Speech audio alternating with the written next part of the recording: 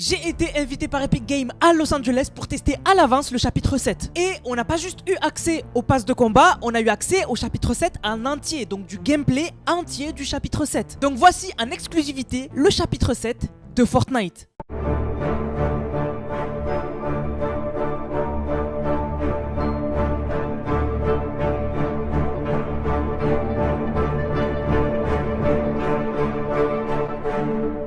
Pour commencer, on a le pass de combat, avec bien évidemment un premier palier, Kill Bill. Elle est vraiment stylée, avec une emote unique.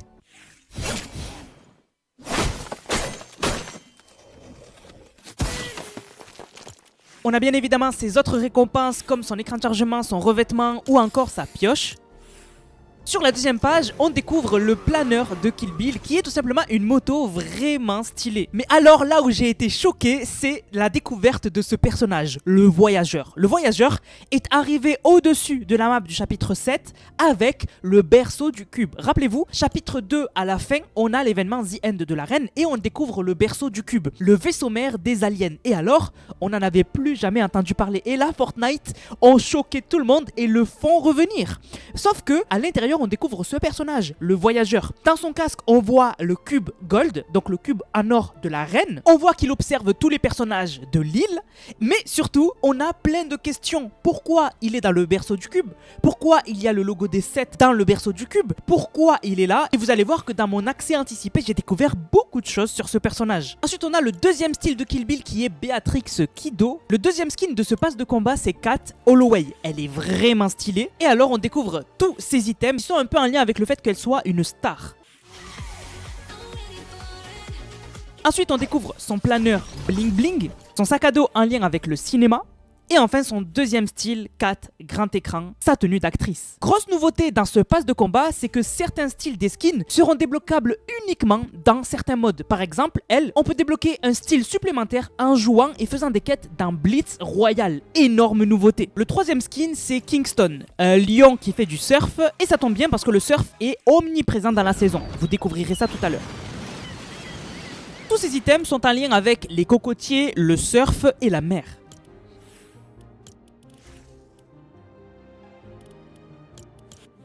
Notre quatrième skin est Carter Wu, une sorte de ninja avec plusieurs items trop stylés et même une emote vraiment badass. Ses pioches sont des nunchakus et en fait c'est lui aussi un acteur. Pour débloquer son style supplémentaire, il faudra faire des quêtes et jouer en recharge.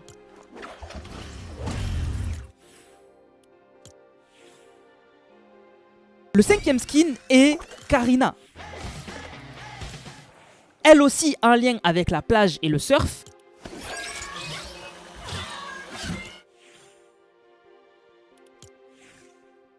D'ailleurs, elle a sur son t-shirt un film banane. Et pour les fans d'anime, vraiment, vous allez aimer ce skin. Marty McFly est arrivé dans Fortnite.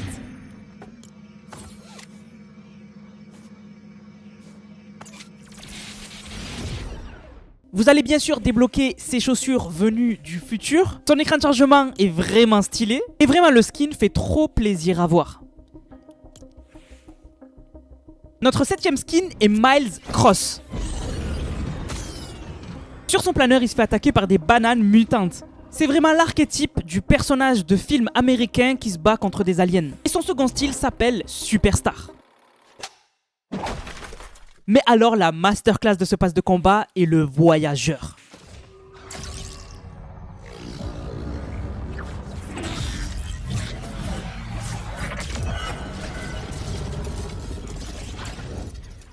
Un personnage mystérieux étant venu en chapitre 7 avec le berceau du cube. Je sais pas si on se rend compte. Regardez-moi cet écran de chargement incroyable. Tout ce qui est en lien avec lui est en lien avec les cubes et donc l'ultime réalité.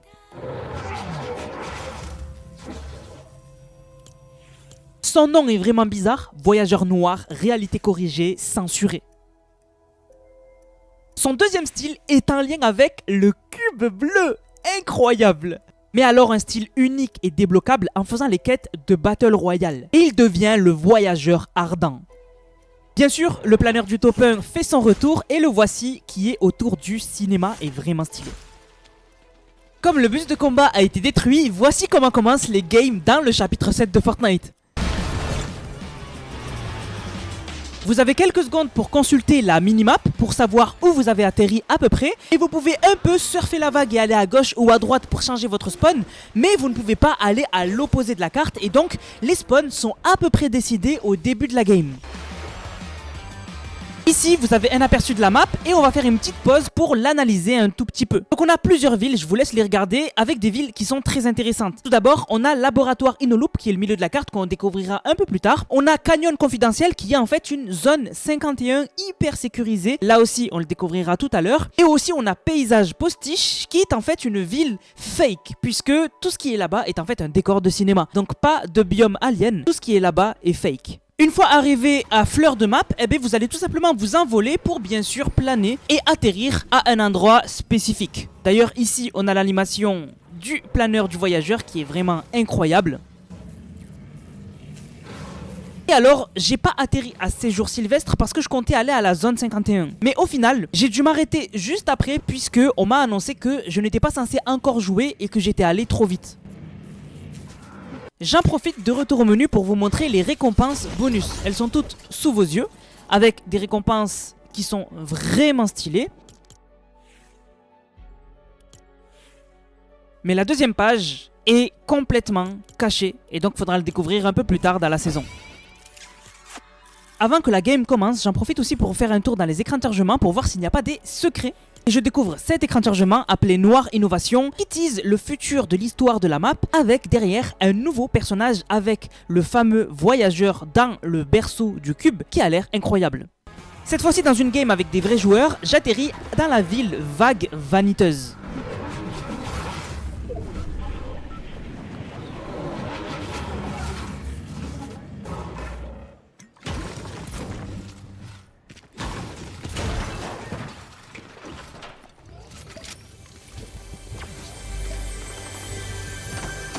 Et je tombe sur un sniper qui ressemble beaucoup au sniper faucheur.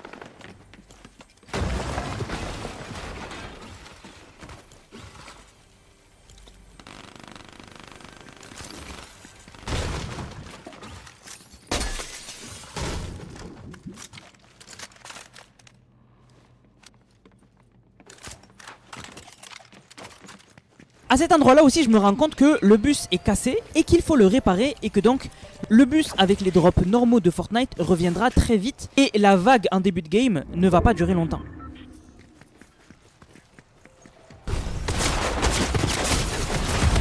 Cette fois-ci dans une autre game, j'atterris à la zone 51 et alors je me rends compte qu'il y a ici un boss. Juste avant de m'occuper du boss, je dois vous dire quelque chose dont je me suis rendu compte après avoir joué. Dans les écrans de chargement, on peut tomber sur un écran de chargement qui nous montre l'atterrissage d'un membre des 7 sur la carte avec une météorite. Un peu comme dans la crise 0, quand la fondation avait atterri sur la carte. Et en fait, la météorite est déjà présente sur la carte. Elle est juste ici et je m'en suis pas rendu compte et donc je ne m'en suis pas approché pendant que je jouais. Mais elle est bien présente sur la carte, on la voit à ce moment-là. Il y a une météorite D7 à côté de la zone 51 qui a atterri sur la carte, c'est juste exceptionnel. Revenons à nos moutons et donc sur ce fameux boss de la zone 51 que je décide d'éliminer pour voir ce qu'il va me donner.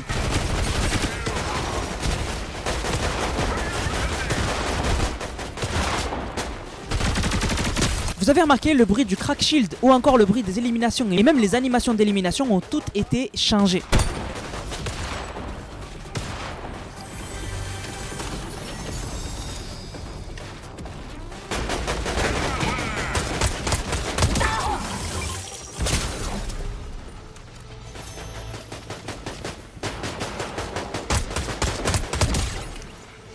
Quand le boss meurt, il drop plusieurs choses. Il drop tout d'abord son médaillon, qui est en fait la possibilité de se transformer en le boss que vous venez de tuer. Ensuite, il drop une nouvelle AR aviseur qui est mythique, mais surtout, il drop la toute nouvelle auto-réanimation. Quand on la prend, elle apparaît à droite de l'écran, en haut des constructions, et à partir de maintenant, si je meurs et que quelqu'un me met KO, eh ben, je vais pouvoir me réanimer moi-même. Le pouvoir du boss permet lui de faire apparaître des acolytes pour vous.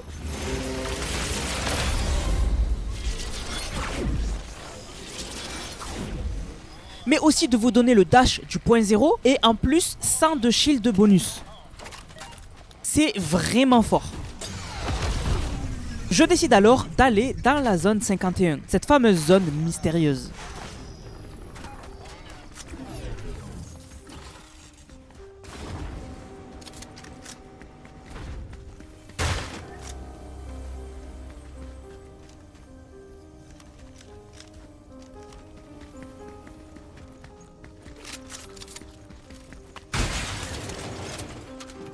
Après avoir visité, je me rends compte qu'on peut aller encore plus bas. Alors je découvre une sorte de labo scientifique vraiment bizarre. On voit à ma tête que je suis étonné et que l'histoire de Fortnite va vraiment être incroyable ce chapitre 7. Et alors, je suis un des rares à découvrir cette fameuse porte de bunker qui met un peu de temps à s'ouvrir quand on l'active.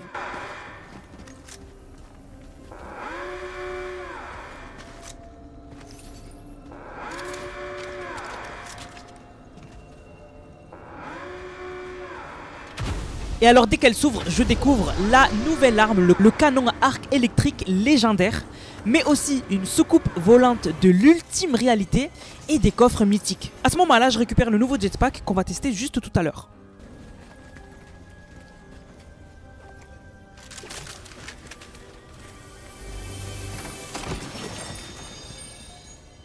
D'ailleurs, on se rend compte que dans la soucoupe de l'ultime réalité, on peut trouver une banane.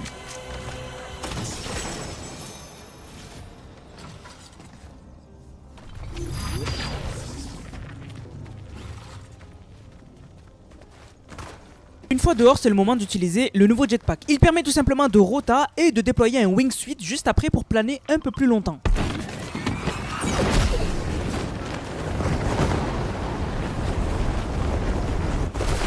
Là, ici, c'est l'occasion d'utiliser le nouveau canon à arc électrique.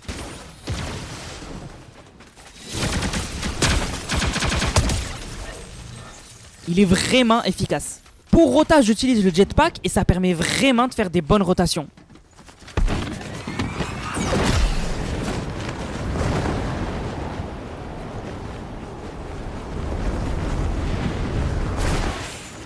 Encore une fois, j'active le pouvoir du boss et on voit bien que j'active des acolytes autour de moi pour m'aider, mais aussi que j'ai le dash du point 0.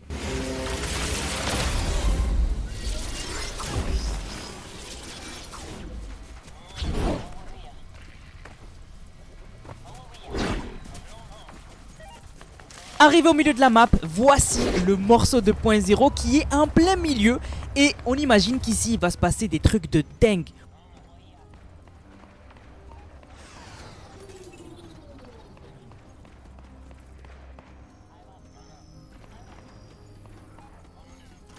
Et là, on peut discuter avec le voyageur. On peut soit lui prouver notre valeur ou soit lui mentir. Je décide de lui mentir et du coup j'active les quêtes pour débloquer son style bonus. Ensuite, je tombe sur Jones qui est ici et quand je lui parle du voyageur, il me dit « Peu importe qui est ce voyageur noir ou ce qu'il est, je n'ai pas confiance. » Il me rappelle un ennemi que j'ai affronté il y a bien longtemps sur une autre île. Restez sur vos gardes, si j'ai raison, alors c'est l'émissaire d'un événement à venir, un événement des plus sombres. L'histoire de Fortnite est vraiment de retour avec ce chapitre et on a un voyageur mystérieux avec le berceau du cube, le morceau de point 0 en plein milieu de l'île, une zone 51 où il va se passer énormément de choses et même un membre des 7 qui est confirmé qu'il va bientôt arriver.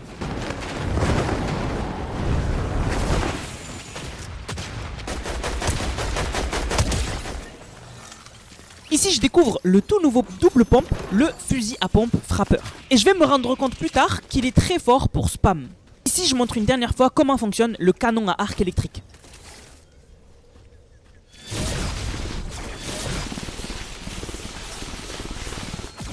Sur la carte, je me rends compte que je suis pas loin d'un portail mystérieux qui a l'air d'être en lien avec Kill Bill et je me dirige vers lui. Dans la map, vous pourrez trouver un portail de Kill Bill comme celui-ci. En entrant dedans, c'est exactement la même animation que pour les sabres laser de Star Wars.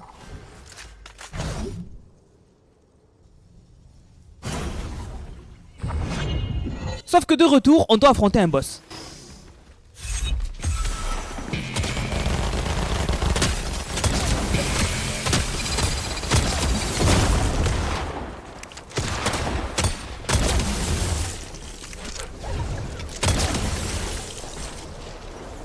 Avec la nouvelle rota, on peut vraiment aller loin.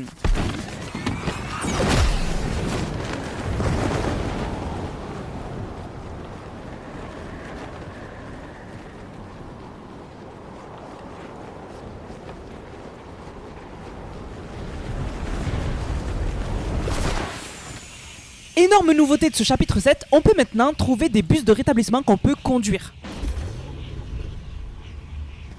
Alors bien sûr, ils peuvent prendre des dégâts. Et quand vous boostez avec, on vous entend vraiment de loin pour annoncer que quelqu'un a le van de rétablissement.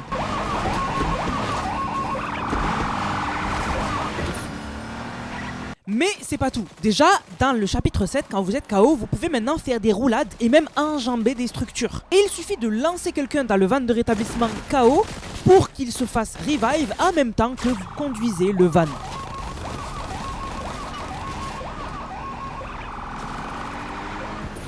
Ici, je rencontre un nouveau boss qui est Bill l'humain. Il est très coriace puisqu'il a le nouveau canon à arc électrique mythique.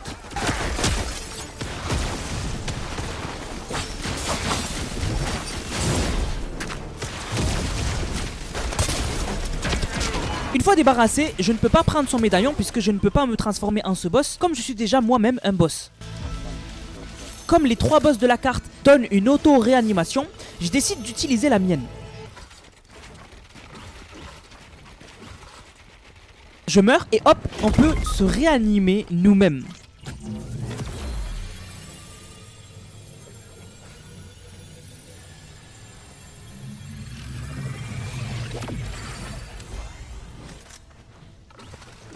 Et là, j'en récupère une autre et j'en ai une encore de nouveau.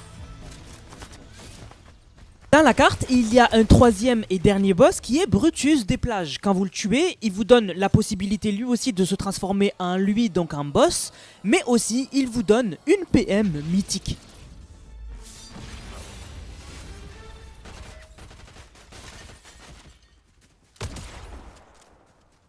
Les montgolfières sur la carte, on peut aller dessus. Elles nous permettent d'avoir une belle vue sur l'île et surtout, elles ont des coffres comme les coffres du train.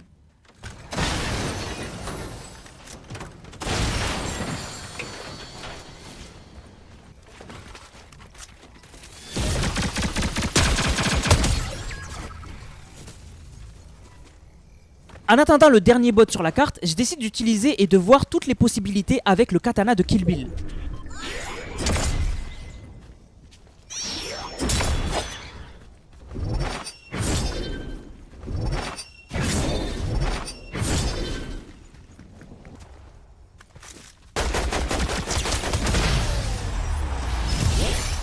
Dans cette game, j'arrive pour la première fois à Désert Divertissant, en anglais Sandy Strip. Et c'est l'endroit qui est une parodie de Las Vegas, avec la parodie de la sphère de Las Vegas, qui a une forme vraiment marrante.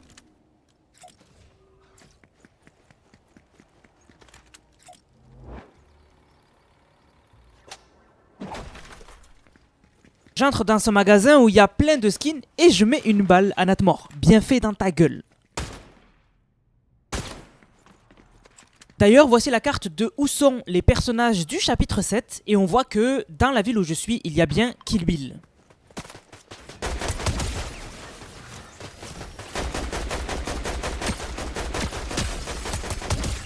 Ce que vous voyez en haut à gauche, c'est les quêtes du voyageur qui vous demande à un moment de faire des kills contre des joueurs.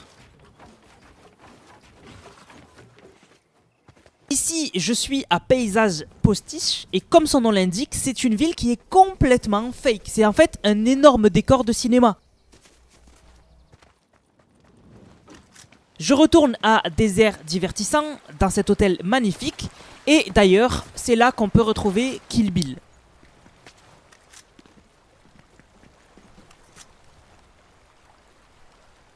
Énormément d'affiches sont disponibles à Désert Divertissant et c'est vraiment cool. On dirait vraiment la grosse parodie de Las Vegas. C'est vraiment trop stylé.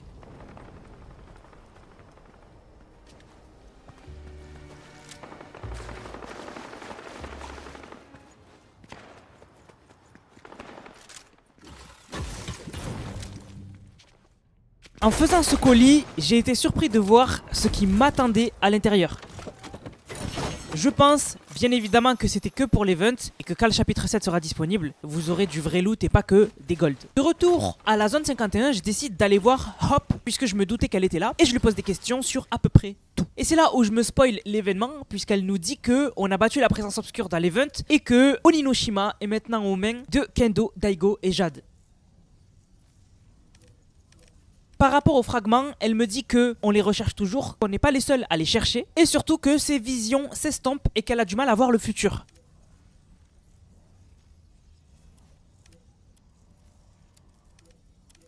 Par rapport au voyageur, elle dit qu'il est arrivé, a détruit le bus, et maintenant qu'il rôde dans son vaisseau, le berceau du cube. Il n'attaque personne et ne s'intéresse presque pas à l'île. Et d'ailleurs, je regarde dans le ciel pour voir si on le voit pas, mais pour l'instant, dès le début de la saison, il ne sera pas disponible. Mais dans le futur, je pense vraiment que on verra apparaître le berceau du cube dans le ciel, ça risque d'être incroyable. On n'a jamais eu une histoire de Fortnite aussi incroyable.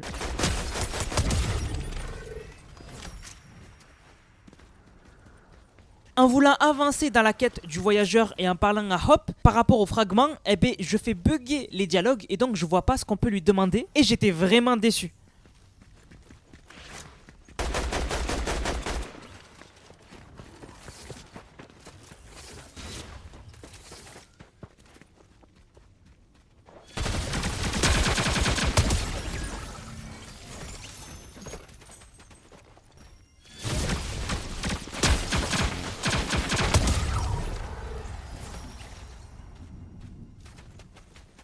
D'ailleurs, dans la zone 51, je remarque qu'il y a plein de caméras qui sont masquées dans des cactus, etc.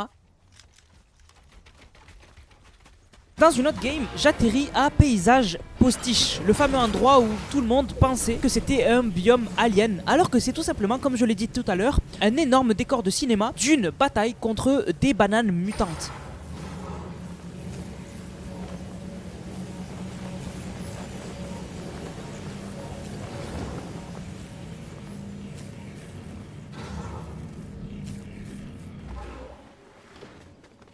Et je me rends compte de cette grosse nouvelle mécanique du chapitre 7. Il y a des boutons où on peut fermer des zones entières, et donc en zéro build, ça risque d'être vraiment cool.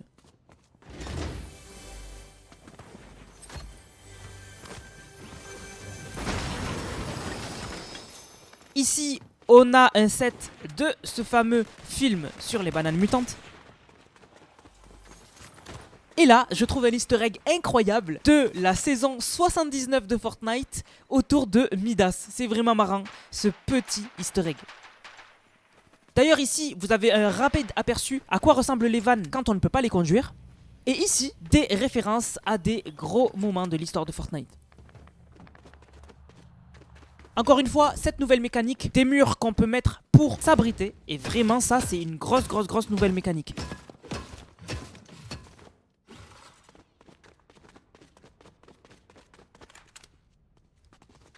Ici, je découvre ma première anomalie de faille, le cache-cache. En restant accroupi ou en ne bougeant plus pendant quelques secondes, on devient à peu près invisible. Ça fait partie des nombreuses anomalies de failles qu'on peut trouver sur la carte.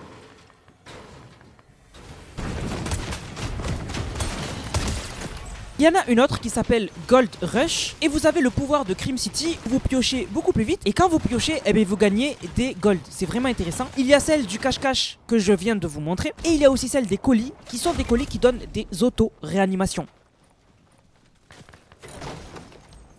Il y en aura sûrement d'autres ajoutés dans le futur du chapitre.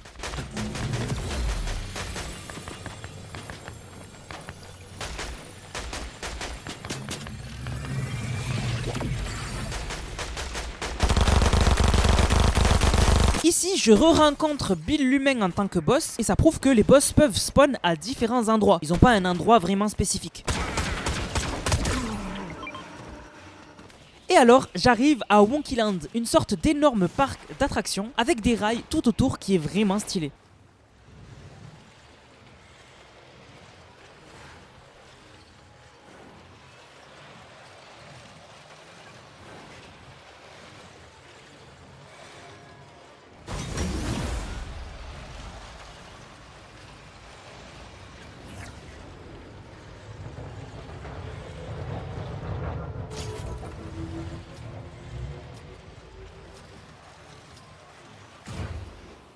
C'est d'ailleurs dans cette ville qu'on peut retrouver le personnage Banane. Il y a aussi des canons qui, quand on les tire, permettent de récupérer du loot.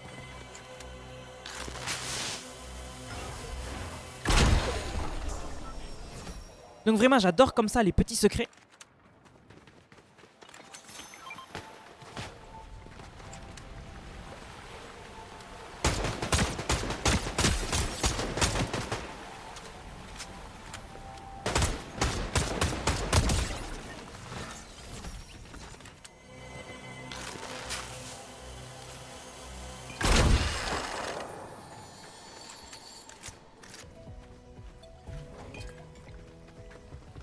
J'en profite pour vous montrer le changement de la roue des emotes qui est vraiment beaucoup plus beau.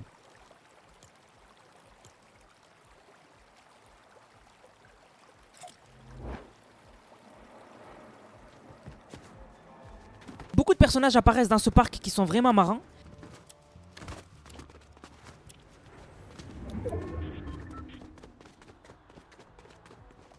Et d'ailleurs ce personnage, je pense, arrivera très rapidement en skin. Et d'ailleurs, l'énorme roue, eh ben, on peut l'utiliser.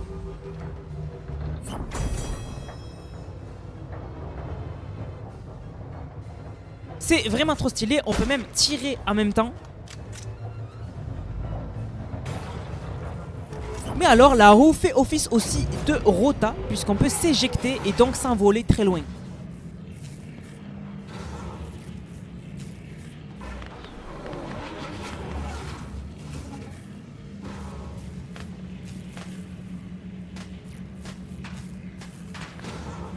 Vous vous demandez peut-être ce qu'il se passe si on saute d'une montgolfière. Et je me suis posé la question, et donc quand j'ai essayé, je me suis rendu compte qu'on redéploie le planeur.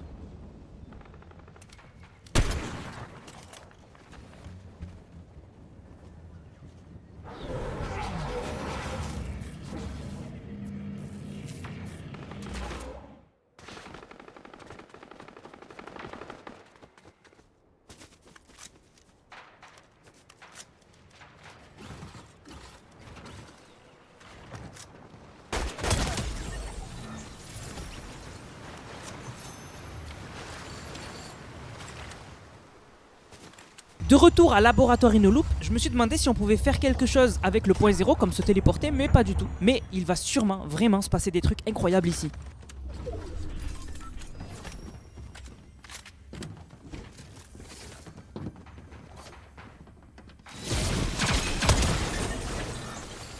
À ce moment-là, je décide d'utiliser les nouvelles grenades de la saison pour vous montrer un peu leurs effets et à quoi ça ressemble quand on les utilise.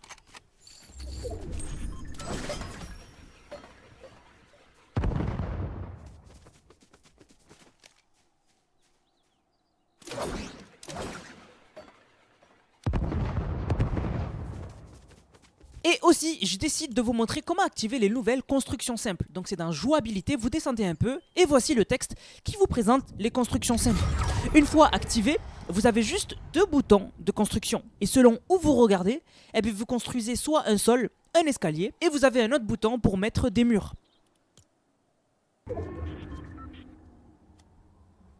Alors j'ai eu beaucoup de mal à l'utiliser, mais voici, quand vous regardez en l'air, c'est des escaliers. Si vous regardez droit devant vous, c'est des sols. Et vous avez une autre touche pour les murs. Ça va vraiment aider ceux qui ont vraiment du mal à construire. Et moi personnellement, j'ai eu vraiment du mal.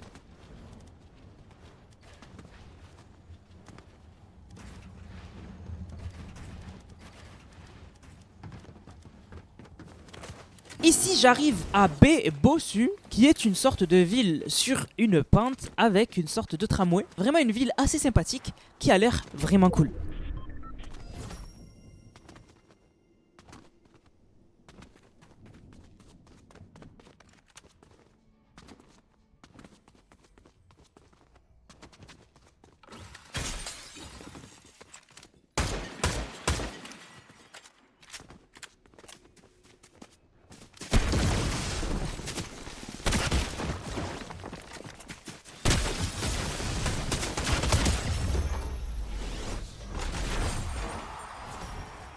Voilà la famille, vous avez eu un aperçu complet du chapitre 7, mais quand même, je veux mettre en avant la folie qu'est l'histoire du chapitre 7. C'est pour ça que j'avais dit l'histoire du chapitre 7 est meilleure que le chapitre 1 et 2. Parce que on est à des années-lumière. Et résumons pour que vous ayez une idée globale. On a un personnage mystérieux, le voyageur, un lien avec l'ultime réalité, mais aussi un lien avec les 7. On sait pas pourquoi il est là. Il est en lien avec tous les cubes, hein, puisqu'il a le cube jaune, le cube bleu, même le cube rouge. Qu'est-ce qui se passe? On a aussi, dans un écran de chargement, lui, dans son vaisseau, donc le berceau du cube. Le berceau du cube, les gars, je sais pas si on se rend compte. En fait, je sais pas si c'est le berceau du cube ou si c'est un autre berceau du cube, puisque il est pas exactement pareil. On a un écran de chargement où on voit le voyageur dans le berceau du cube avec, je crois, Lynx qui l'aide. Quel est le rapport avec Lynx? Qu'est-ce qu'ils manigancent? Qu'est-ce qu'ils ont prévu? On a un membre des 7 qui a atterri sur l'île.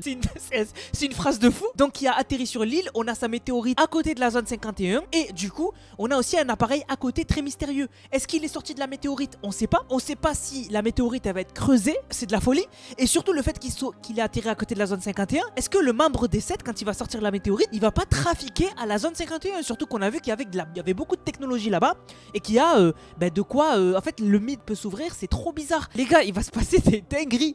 On a au mythe de la carte le fragment de point 0 et je l'ai pas précisé dans mon gameplay qui est dans un collisionneur. Le mythe de la map c'est un collisionneur. Ça me fait penser à un collisionneur à particules. Donc est-ce qu'on va faire des expériences sur le fragment de point 0? Enfin les gars, qu'est-ce qui se passe? Qu'est-ce qui se passe? L'histoire du chapitre 7 est à des années-lumière du chapitre 1 et 2. Je sais pas si vous vous rendez compte, c'est un truc de malade. Et là, c'est que le début.